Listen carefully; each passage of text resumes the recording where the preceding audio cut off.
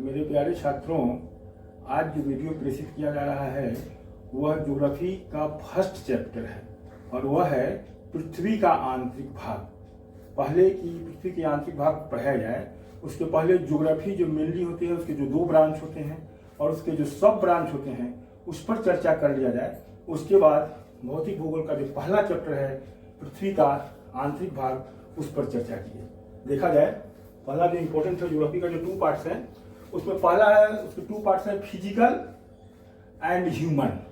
तो फिजिकल को हम लोग नेचुरल भी कर सकते हैं। नेचुरल का अर्थ होता है गॉड मेड और ह्यूमन का अर्थ होता है मैन मेड। तो गॉड मेड जो है उसके फिर 5 पार्ट्स किए गए हैं। फर्स्ट है land forms, second is climate, third is water and fourth is soil and last is vegetation. ये सारे के सारे गॉड मेड हैं। और मैन मेड जो हैं उसमें आपको इकोनॉमिक है, सोशल है एंड कल्चरल है, आर्थिक है, सामाजिक है और सांस्कृतिक है। तो मेन जो आपको पढ़ना है फिजिकल ज्योग्राफी में, हालांकि पूरा ज्योग्राफी के पार्ट को पहले समझ लिया जाए, सारा बाद में धीरे धीरे होगा, लेकिन फिजिकल ज्योग्राफी का जो फर्स्ट चैप्टर है उसमें पृथ्वी का जो आंतरिक भाग है उसके पहले जो अभी जो आपको 5 भाग बताया गया, फिजिकल का land forms, climate, water, soil and vegetation, main part geography का ही है। अब जो लैंड फॉर्म्स हैं, स्थलाकृतियां, स्थल पर हम लोग हैं तो कहीं पर्वत है, कहीं पठार है, कहीं नदियां हैं, ये सारे के सारे गॉडमेड हैं। तो लैंड फॉर्म्स में भी 3 पार्ट्स मेनली ज्योग्राफी माना गया है और वह है एलुवियल, जिससे नदियां चलती है तो अपने साथ बहुत कुछ बिछा देती है। एलुवियल, ग्लेशियर, ग्लेशियल है, जहां बर्फ की चादरें बैठी वो भी सरकता रहता है। और द थर्ड इज कोस्टल, समुद्र के किनारे जो तटीय भाग है वहां पर भी स्थलाकृतियां बन जाती है। तो 3 पार्ट्स हो गया लैंड फॉर्म्स में, एलुवियल, ग्लेशियल एंड कोस्टल। और मैन मेड में जो 3 पार्ट्स थे, इकोनॉमिक, सोशल एंड कल्चरल, उसमें फिर इकोनॉमिक जो है उसमें जो आर्थिक क्रियाविधि होती है, वो आर्थिक क्रियाविधि में 3 मोस्ट इंपोर्टेंट है। एंड फर्स्ट इज एग्रीकल्चर, खेती बाड़ी जो होती है। सेकेंड ट्रांसपोर्टेशन, यातायात, परिवहन, चाहे मनुष्य को ढोना हो या गुड्स को ढोना हो, सामान को एक जगह से दूसरी जगह ले जाना हो। And third is industrial. तो ज्योग्राफी के जो 2 पार्ट्स मेनली हैं, फर्स्ट हो गया जो गॉड मेड है और दूसरा जो है मैन मेड है। ये बस मोस्ट इंपोर्टेंट है, जो पहले आपको जानकारी होनी चाहिए। लेकिन जो मेन चैप्टर्स है जो आपके परीक्षा उपयोगी है और वह है पृथ्वी का आंतरिक भाग, interior part of the earth. अब पृथ्वी के जो अंदर का जो भाग है, बाहरी भाग पर तो बहुत सारी स्थलाकृतियों को आप देख रहे हो, लेकिन आंतरिक भाग तो आपको दिखाई नहीं देता है। लेकिन पृथ्वी अगर गोल है, कोई भी चीज अगर गोल है तो उसका ना कहीं सेंटर होगा। और यहाँ पर देख लीजिए, चित्र तो बना हुआ है, फिर एक आपको हम बाद में बता दे रहे हैं।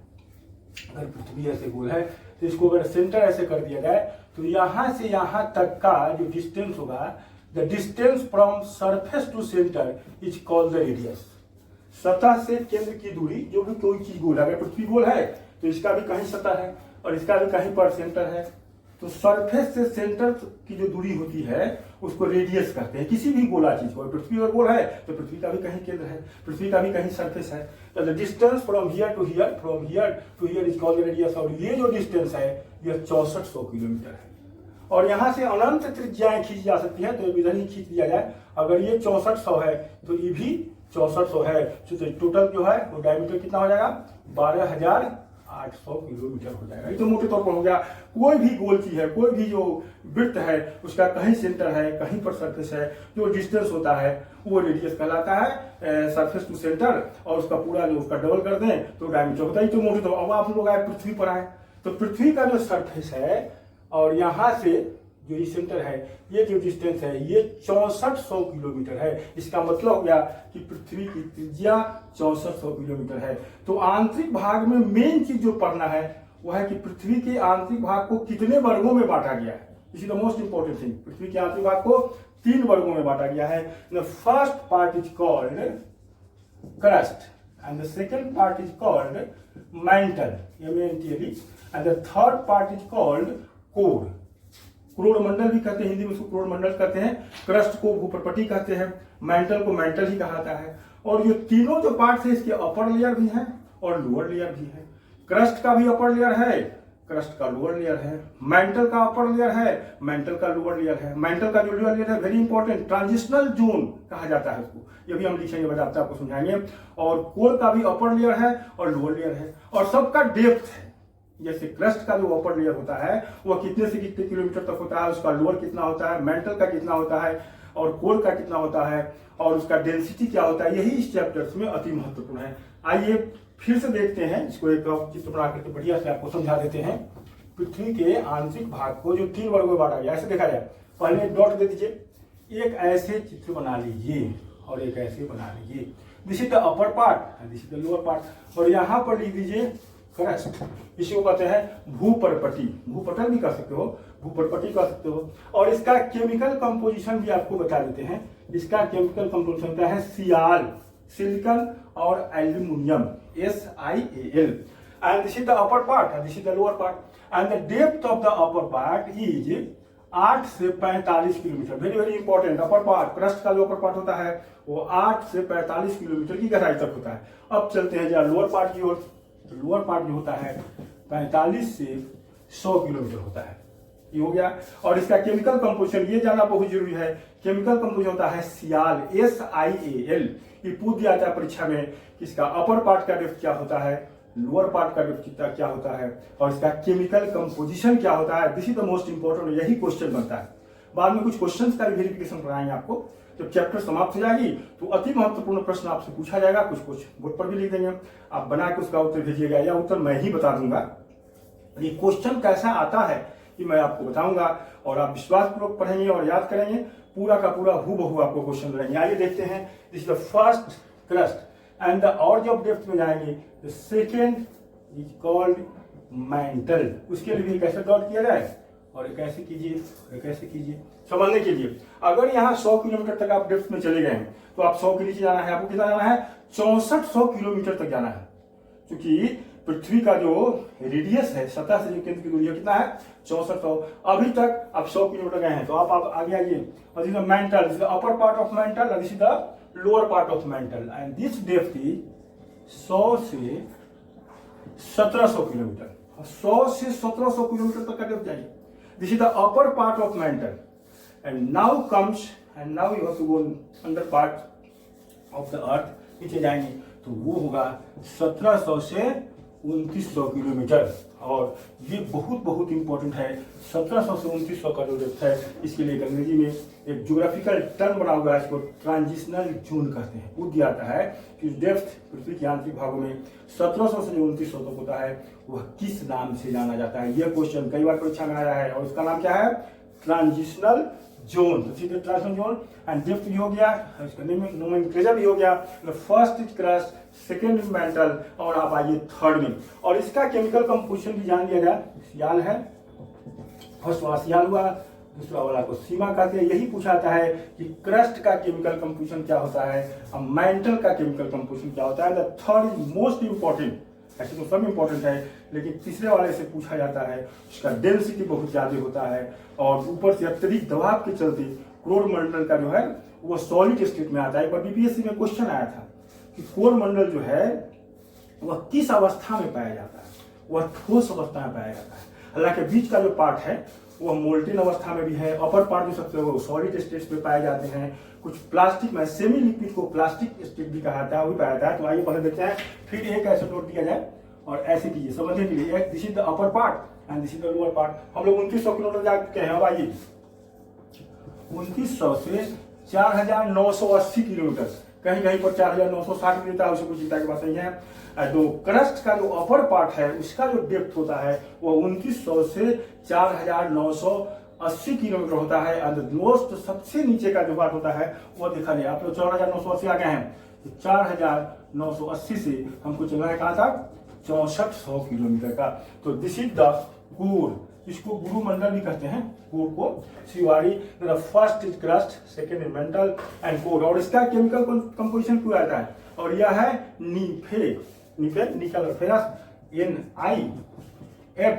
NiFe, निकल प्लस फेरस हो गया, सिलिकॉन एल्यूमिनियम, सिलिकॉन मैग्नीशियम, और सिलिकॉन और निकल और फेरस से ये कोर मंडल बना। और यही क्वेश्चन पूछा गया था एक बार बीपीएससी में कि पृथ्वी का जो अंतरतम भाग है, inner most part of the earth है, वह किस अवस्था में पाया जाता है। इसको याद कर लिया जाए, इसको नोट कर लिया जाए। जो मोस्ट इंपॉर्टेंट चीज है, यह ठोस अवस्था में पाया जाता है। ऊपर वाला जो पार्ट है ना, फर्स्ट पार्ट तो सॉलिड स्टेट में पाया जाता है, ये वाला।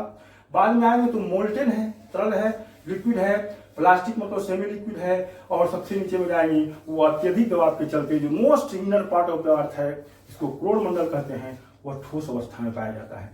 तीनों जो लेयर है इस सब का डेंसिटी भी है।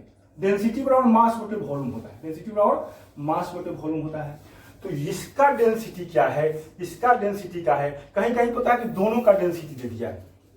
तो क्रस्ट का देखिए 2.75 से 2.90 ग्राम प्रति सेंटीमीटर क्यूब, क्योंकि डेंसिटी बराबर मास बटे वॉल्यूम होता है। अगर आपसे पूछा जाए कि पानी का घनत्व कितना होता है, तो पानी का घनत्व होता है 1.0 ग्राम प्रति सेंटीमीटर क्यूब, ग्राम प्रति सेंटीमीटर क्यूब। बट यहां दिया हुआ है कि क्रस्ट का डेंसिटी कितना होता है। क्रस्ट का है, अपर पार्ट है एंड लोअर पार्ट है, दोनों का मिला के दे दिया है लगभग। तो 2.75 से 2.90 ग्राम प्रति सेंटीमीटर क्यूब। अगर इसको किलोमीटर प्रति मीटर क्यूब में करना होगा तो इसको आप निकाल लेंगे, ग्राम को किलोग्राम में करते हैं, 1000 से भाग देते हैं, फिर सेंटीमीटर को मीटर करेंगे तो फिर उसका अलग जो है वो आपका निकल जाएगा। इसे 1 ग्राम है ना पानी वाला, ये हो जाता है 1000 किलोग्राम प्रति मीटर क्यूब। तो उसी तरह से, लेकिन मोटे तौर पर आपको इतना ही जाना है कि 2.75 से 2.90 ग्राम प्रति सेंटीमीटर क्यूब डेंसिटी आपका अपर पार्ट का है। लेकिन मैंटल जो है उसमें 100 से 1700 किलोमीटर का अलग है और 1700 से 2900 किलोमीटर का अलग है। तो आइए देखिए मेंटल का जो अपर वाला पार्ट है ये 3.1 से 4.75 तो तुरंत लेना है।